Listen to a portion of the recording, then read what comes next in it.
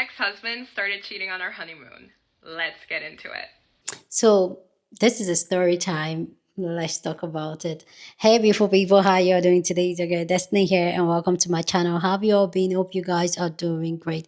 So today's video is a story time of a sister who came to share a story about how she found that her husband has been cheating on her all through their marriage, but he even started cheating on their honeymoon.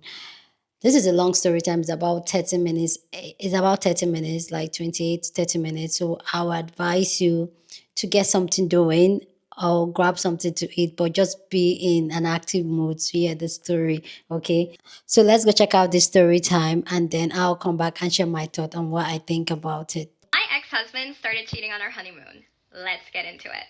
I met this man the day before I turned 19 in December of 2019. He was my canon event. So we start dating, and COVID hits in the next year in March. He asks me to move in with him. 19-year-old self, great idea. I move in with him and we spend every single day together. I cooked for this man, I cleaned for this man. I was madly in love with him. And sure enough, he put a ring on it. July of that year, he proposed to me right before he headed off to school in Cincinnati. So we were doing the long distance engagement, and maybe a month into him there, I get a phone call. I miss you. I can't live without you. I'm eating a can of beans every day. Can we please move up the wedding? Yes, absolutely. Again, 19-year-old me. So we moved the wedding to December of that year. And what did we have? A beautiful little COVID wedding in my parents' basement. Oh, it's just Vogue quality, really.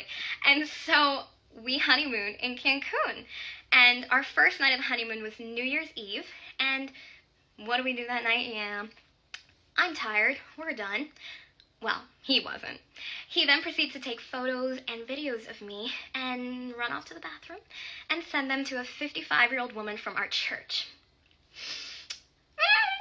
Who is this woman, you might ask? She's a woman who steamed the veil for my wedding, who wanted so badly to throw me a bridal shower, who wanted to be involved in every single wedding event from us. She was so happy for us. I mean, so happy for us. So happy that she apparently wanted him. And they proceeded to have a 3-month-long online relationship of videos, photos, anything. I mean, that was January, February, March. I found out April of that year. Why did I find out? Because she had a complete file of printed evidence, printed photos of my ex that she decided to give to the pastor so that she could, in good conscience come clean. Pastor told him that he had 24 hours to come clean to me.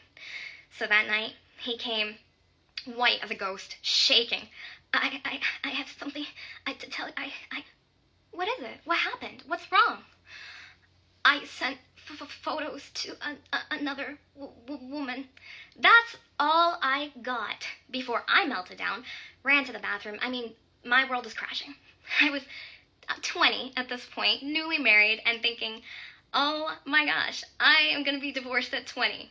I was appalled. I was so embarrassed. And I didn't even know half of it.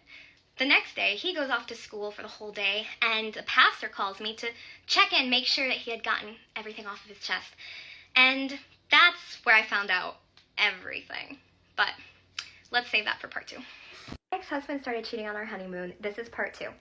Pastor calls me and basically explains to me most of what I said in the last video, how he was sending naked photos of me and videos of me on our honeymoon night to this 55-year-old woman. That's what started their 3-month relationship. And basically when he ended things with her, that's when she freaked out, told one of her best friends, and started printing all of the photos of my ex and submitted them to the pastor.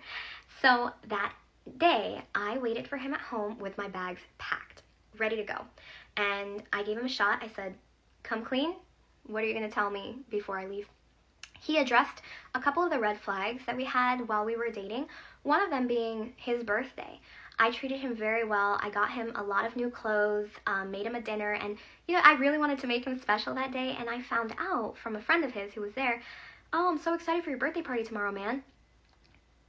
What birthday? what birthday party? Oh, I'm having a party tomorrow. Oh, cool. What time? Well, I'm just gonna keep it to my friends, so yeah, I don't really want you to come. I don't go where I'm not wanted. So I did not go.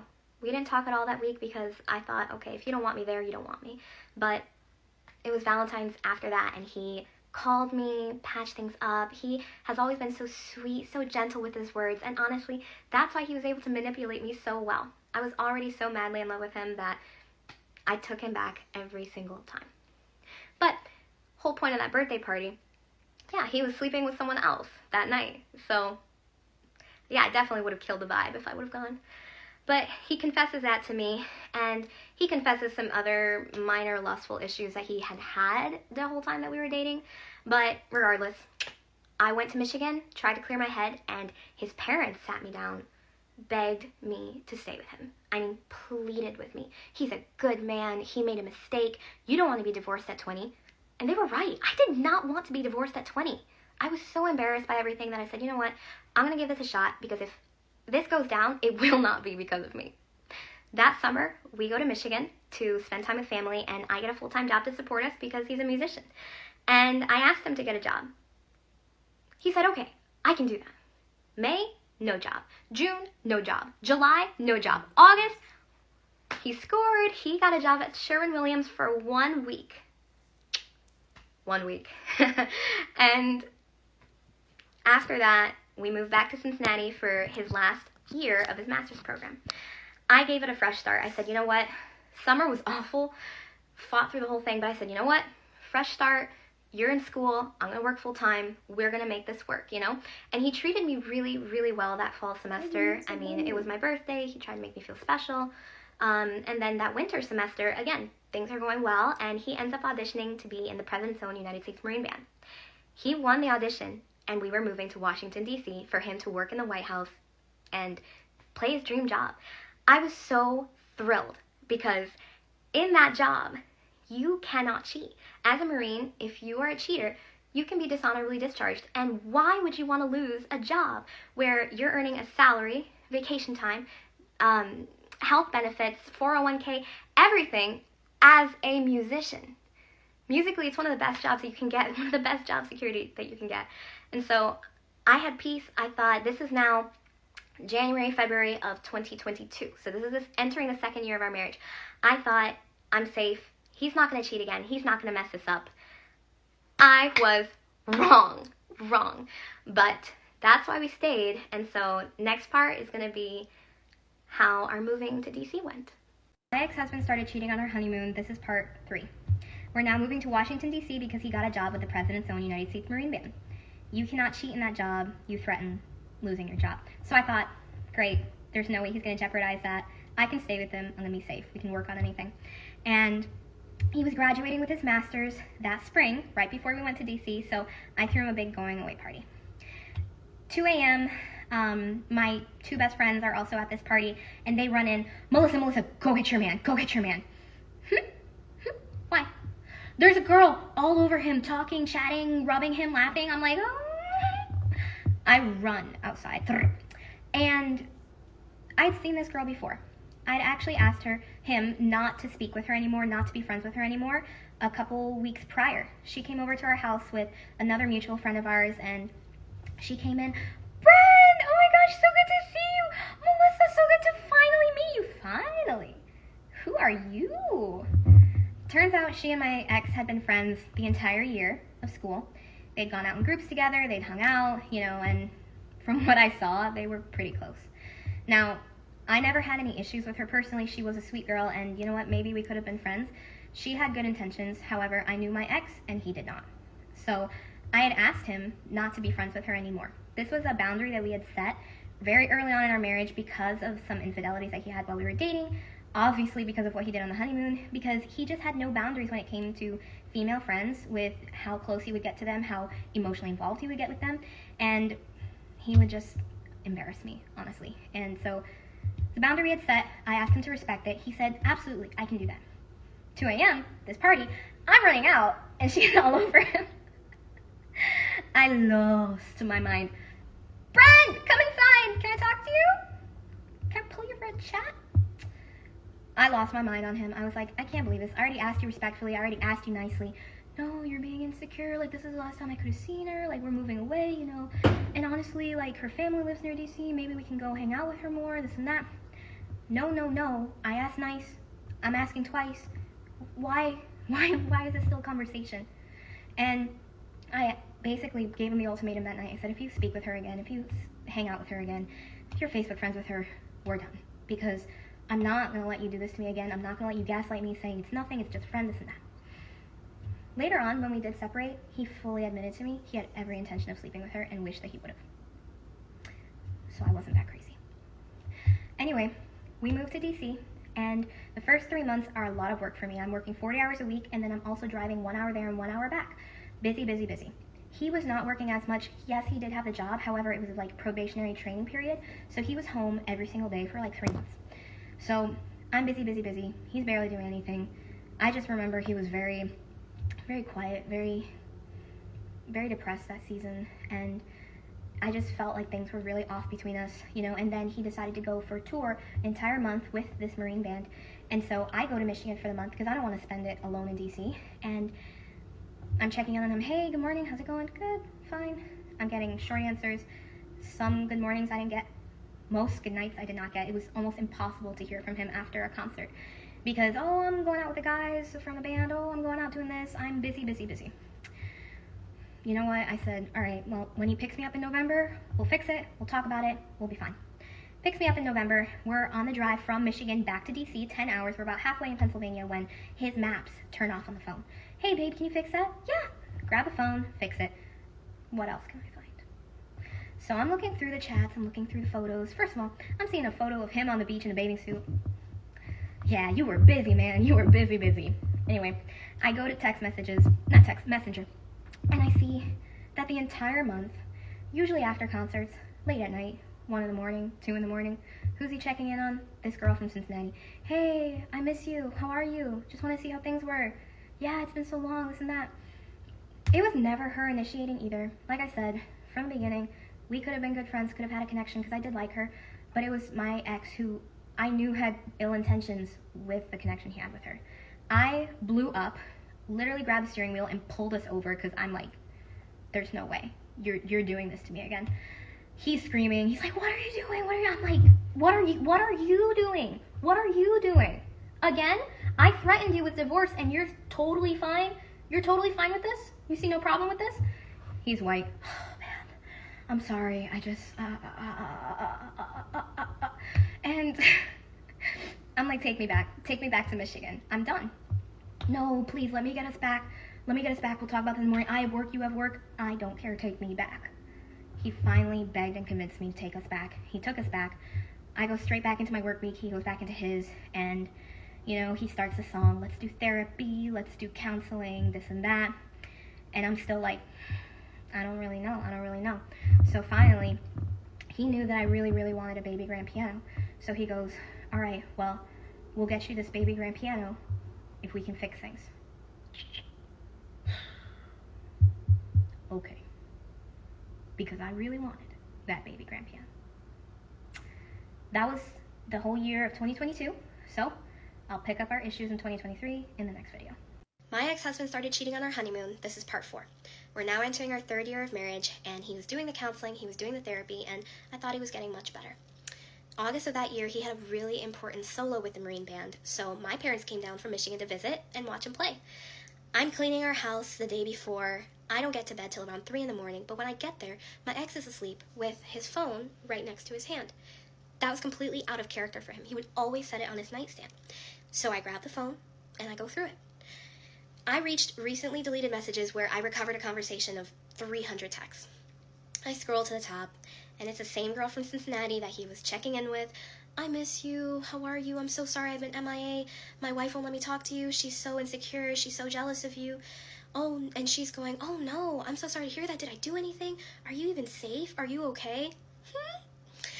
I am sitting next to him reading all these messages, and I'm fuming. I could believe it, didn't want to believe it. And I ended up not saying a thing. I let my parents get there in the morning. I picked them up like nothing was wrong. I let him have his concert. I let him have his solo and his special moment because I still had so much respect for him somehow. That night, my parents go to bed. It's It's around 11 o'clock. I come into our room and I'm like, get in the car. We got chat. He's well bundled up on the covers. I'm like, huh? What? What? I said, get in the car. We need to talk. He gets in the car, confused, bewildered, and frightened. I drive to a nearby parking lot and bar for bar, I start reciting the messages that he was saying between him and this girl. I wish I was with someone as easygoing as you. I really miss you. I want you in my life.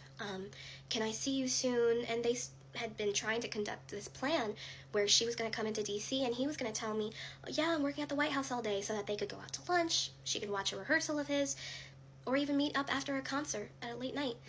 And I read all of this out in front of him because I'm psycho and I memorized the messages. And he's just sitting there shaking, white. And I said, you know, it's over. It's over. You're moving into the office. We're done. I'm going to finish out this visit with my parents, and then we're going to get started. So, and he would always just apologize profusely. I can't believe I did that. That was so stupid. I'm so sorry. Same song every time. So I go on the weekend trip with my parents, and I get back, and he did not want to move into the office. He was like, please give me one more chance, one more chance, one more chance. And I think he slept in the office for 2 hours before he decided to just roll off the bed and fall onto the floor really loud, groaning, oh, I hurt my ankle. And so I walk into the office and I'm like, I'm not going to sleep through this. Please don't do this. Please don't do this. So we chat that week and I told him that he had 1 year to fix his life because, again, I didn't want to go. I was very comfortable with the position that I had with work, the position that he had with work, the lives that we had built. It was a really, really picture-perfect type life. And I had gotten so accustomed to things just being so poor between us that the romance, the relationship aspect, I didn't care about it anymore. I just wanted a nice life. And that's what I had. So I gave him the year, and let me tell you, he really put on the show for me. Going to church every week, volunteering at church, taking me out on dates again, made my birthday really big, gifting me more and more things. I loved our dogs. I wanted a second dog. Okay, let's get you a second dog. He would give me whatever I wanted to stay. So, of course, I was enjoying it. And I figured, okay, I'll give him that year. So now we're in 2024. We're right at the end of the year, 4th year of marriage. Again, I thought things were going well. And to celebrate that we were getting to the year and he was doing all the right things, Bible studies, and just acting like a husband, he decided to take me to Cancun.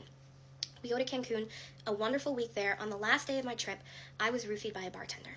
So he walks me back to our room, and I start vomiting all over the room. The bed, the nightstands, the TV. I mean, it looked like an absolute crime scene in there. I am not a vomiter. I hold myself pretty well if I am drinking, so that was also out of character for me too. Rather than think, she needs medical attention, she needs help, my ex left me lying there on the bed, took photos of me, took photos of the room, then proceeded to leave and text those photos to 2 of his ex-girlfriends as well as another member of the Marine band who I thought was my friend. He then complains, she's drinking to escape me, my marriage is over, she hates me. Valid, but not that. Not that. I was always trying to make it work with him. So we get back from that trip and I realize I had been roofied. I go to the hospital and he felt so bad. Because apparently he admitted to me that his intentions for that night to go find someone on the hotel and cheat on me. So no one wanted him. So that's cool. But we get to October of that year, I decided to have a Halloween party with a couple of other friends. And I had a close friend, her name is Julia. And I invited her to this party. I was close to her, took her out for her birthday, took her out for several events. And after that party, she never spoke to me again. I was confused, couldn't tell what, but I'm going to get into the party in the next video. My ex-husband started cheating on our honeymoon. This is part 5, Halloween 2024. We decided to have a Halloween party and I invited my close friend Julia. A couple other people as well, so it was very small. I decided to dress up as Miss Piggy and he was Kermit the Frog, so I painted his entire face green. Cool. I'm outside at the bonfire of the party and I'm with a couple of the other women at the party and I look around and I don't see my ex and I also don't see Julia. I walk inside and my ex is loading the dishwasher. Julia's there in the kitchen hanging out with him, and there was also one of the other wives' husbands there. He was asking for Julia's number, so that they could talk about a gym routine or something like that. Okay, that's what I walked into. But I said, Julia, join us outside. Come on. Oh, let me use your bathroom first. Sure. I take her upstairs to the bathroom, and I wait for her right there at the banister, and she comes out. This is such a great party. Thank you so much for inviting me. I'm having so much fun. Oh, I'm so glad to hear that. And I look at her nose, and her nose is green. Why is your nose green? Julia, why is your nose green? Huh? What? Oh, no. What? Why is your nose green? She then goes, you know, Melissa, I didn't really want to say anything, but your friend down there, he was kind of hitting on me. You know, he asked for my number, and I got kind of uncomfortable, so I leaned over to Brent, and I said, hey, you know, can you say something? Can you do something? Hold that thought. I run down the stairs into the kitchen where my ex is, and I grab him by the collar, and I look at him, and I'm studying his face, and he's panicking. He's freaked out. What? Did Julia kiss you? What? No. What? Shh, no. Did Julia kiss you? Just no, stop, tell me right now. I won't make a scene. I won't do it. No, babe. She did not kiss me. Why would she? No. That did not. I run back upstairs, and Julia's gone. I go back downstairs, and again, there were only 6 of us there, so I said, you know what? I think we should go to bed. I think we should wrap up. And we did. Me and my ex went to our room, because this was in our home, and we went to bed. The next day, Julia texts me, hey, sorry, you know, got really drunk, this and that. I said, that's okay. Are you good, girl? I never heard from her again. We go through November, December of that year. It was my birthday month in December, and things were normal-ish. Honestly, my ex was just kind of checked out. I had no idea about anything that had occurred in Cancun with him wanting to already go out and cheat on me, so I just thought things are just a little off. My health had been progressively getting worse throughout the years that we were together. I have PCOS, which is a hormone imbalance, and like I said, it was taking a big toll on me, so I was starting to really focus on my health towards the end of the year. New Year's Eve, I decided to invite one of my close friends from New York to join us, and funny enough, my ex never really liked this friend, but he was so excited that she was coming in for New Year's Eve.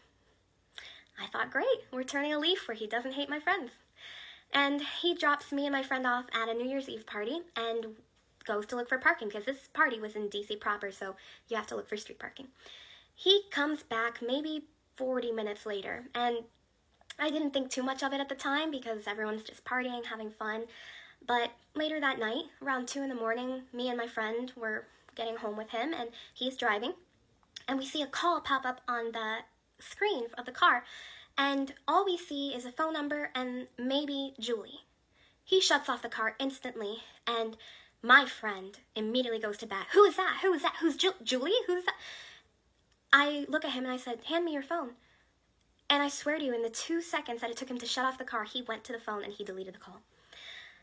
I thought I was going insane. I thought I was going crazy, and I grilled him that night, and he just, no, babe, you must have been drunk. I don't know what you saw.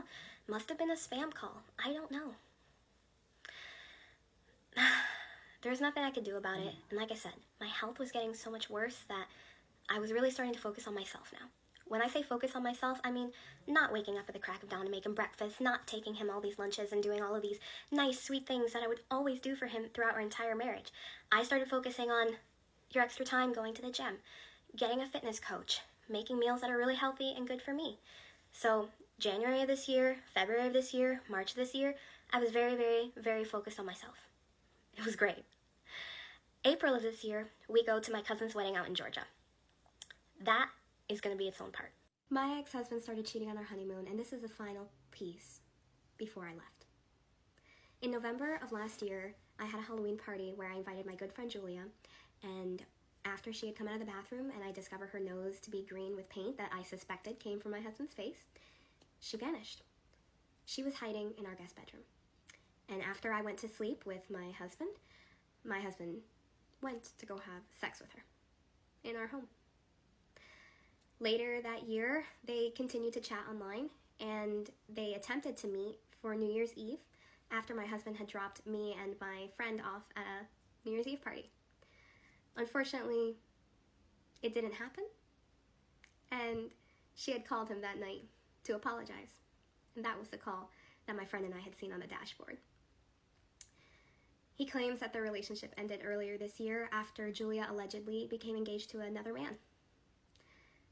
And in April of this year, when we went to my cousin's wedding in Georgia, I discovered some atrocities on his phone through Reddit and Discord, which unfortunately I cannot get into because I no longer have the proof of those events.